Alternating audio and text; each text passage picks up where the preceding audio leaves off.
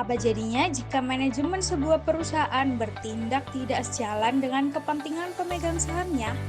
Inilah yang disebut dengan agency problem. Mari kita bahas bersama.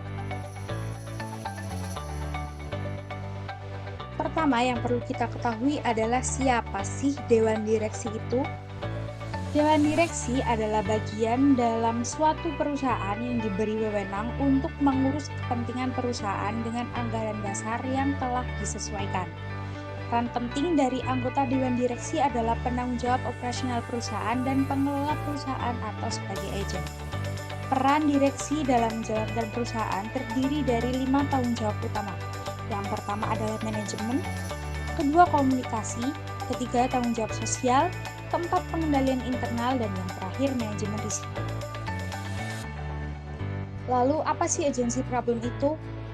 Menurut Jensen and McLean dalam Destriana 2015 menerangkan, agency teori merupakan suatu hubungan yang berdasarkan kontrak antara agen atau manajer dan prinsipal atau pemilik saham yang terjadi dalam suatu perusahaan. Agency teori mengasumsikan setiap orang bertindak untuk kepentingan terbaiknya sendiri. Ketika agen tidak bertindak sesuai dengan kepentingan terbaik prinsipal, maka muncul masalah hubungan antara agen dengan prinsipal. Dengan demikian, setiap orang akan berasumsi untuk memperoleh keinginannya sendiri. Lalu adanya informasi asimetri yang terjadi akan berimbas pada kinerja keuangan perusahaan dengan menggerakkan agen untuk menutupi sebagian informasi yang tidak diterangkan dalam laporan keuangan. Bayangkan jika manajemen sebuah perusahaan milik negara ternyata tidak sejalan dengan kepentingan para pemegang sahamnya. Nah, itu yang disebut dengan agency problem. Jadi dalam dunia bisnis, memang ada konsep yang namanya hubungan antara prinsipal dan agen. Masalah akan semakin rumit jika informasi yang dimiliki tidak seimbang. Pihak agen lebih tahu tapi malah menutupi hal tersebut dari pemilik saham. Inilah yang disebut dengan asimetri informasi yang ujungnya bisa berdampak negatif ke kinerja keuangan perusahaan. Nah, contoh realnya adalah kejadian di PT Garuda Indonesia Persero Tbk pada tahun 2018. Masalah utama dalam kasus Garuda Indonesia adalah terjadinya fraud atau manipulasi laporan keuangan, di mana manajemen mencatat pendapatan yang belum terrealisasi sebagai pendapatan aktual. Tindakan ini dilakukan dengan tujuan untuk memperlihatkan kinerja perusahaan yang seolah-olah membaik, padahal tidak sesuai dengan kondisi keuangan yang sebenarnya. Akibat dari manipulasi ini, laporan keuangan menjadi menyesatkan, merugikan investor, publik, dan pemangku kepentingan yang lain, serta menurunkan kepercayaan terhadap perusahaan dan profesi akuntansi. Masalah ini dapat dijelaskan dengan menggunakan agency teori yang menggambarkan hubungan antara pemerintah serta investor yang bertindak sebagai prinsipal dan agen atau manajemen perusahaan. Dalam kasus Garuda Indonesia, manajemen sebagai agen memanfaatkan posisinya untuk melakukan manipulasi informasi keuangan demi menjaga citra perusahaan. Selain itu, agensi teori juga menyoroti pentingnya mekanisme pengawasan seperti peran auditor eksternal untuk mengurangi risiko penyimpangan oleh agen. Sayangnya dalam kasus ini, auditor juga gagal menjaga independensi dan tidak menjalankan fungsi pengawasan dengan benar. Hal ini menunjukkan lemahnya sistem tata kelola perusahaan atau good corporate governance yang seharusnya menjadi pengendali perilaku manajemen. Dengan demikian, agensi teori membantu menjelaskan bahwa fraud terjadi karena adanya ketidakseimbangan kekuasaan dan informasi antara prinsipal dan agen, serta lemahnya pengawasan terhadap tindakan agen.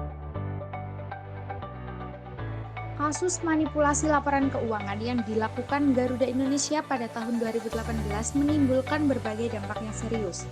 Dari sisi hukum, Garuda Indonesia dijatuhi sanksi administratif oleh Otoritas Jasa Keuangan dan Bursa Efek Indonesia. Perusahaan dikenai denda sebesar 100 juta rupiah karena dianggap melanggar Peraturan OJK Nomor 29 Tahun 2016 tentang laporan tahunan emiten. Tidak hanya hanya itu, seluruh anggota direksi juga dikenakan sanksi masing-masing sebesar 100 juta rupiah karena dinilai melanggar peraturan Bapepam tentang tanggung jawab atas laporan keuangan. Dan karena mereka bersama-sama menandatangani laporan tahunan 2018 yang tidak sesuai, maka mereka juga dikenakan sanksi tanggung renteng sebesar 100 juta rupiah.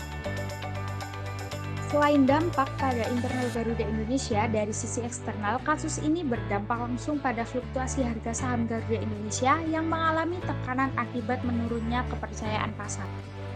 Tidak hanya itu, sebagai perusahaan milik negara, pelanggaran ini turut mencoreng citra BUMN.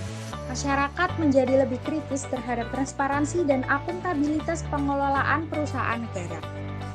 Lalu bagaimana cara mencegah terjadinya agency problem seperti dalam kasus Garuda Indonesia? Yang pertama, penguatan fungsi pengawasan Dewan Komisaris sangatlah penting. Komisaris harus berani menolak laporan yang tidak wajar. Yang kedua, transparansi dan akuntabilitas harus menjadi budaya perusahaan, bukan sekedar kewajiban. Dan yang ketiga, sistem insentif bagi direksi harus disusun agar tidak hanya berbasis pada target laba jangka pendek, tetapi juga mempertimbangkan keberlanjutan dan kepatuhan terhadap peraturan. Dari kasus Garuda Indonesia, kita menjadi tahu bahwa pengawasan dan transparansi bukanlah hal yang kecil. Ketika prinsip-prinsip good corporate governance tidak dijalankan, maka potensi munculnya agency problem akan semakin besar. Penerapan good corporate governance yang baik memang memiliki pengaruh langsung terhadap kinerja keuangan perusahaan.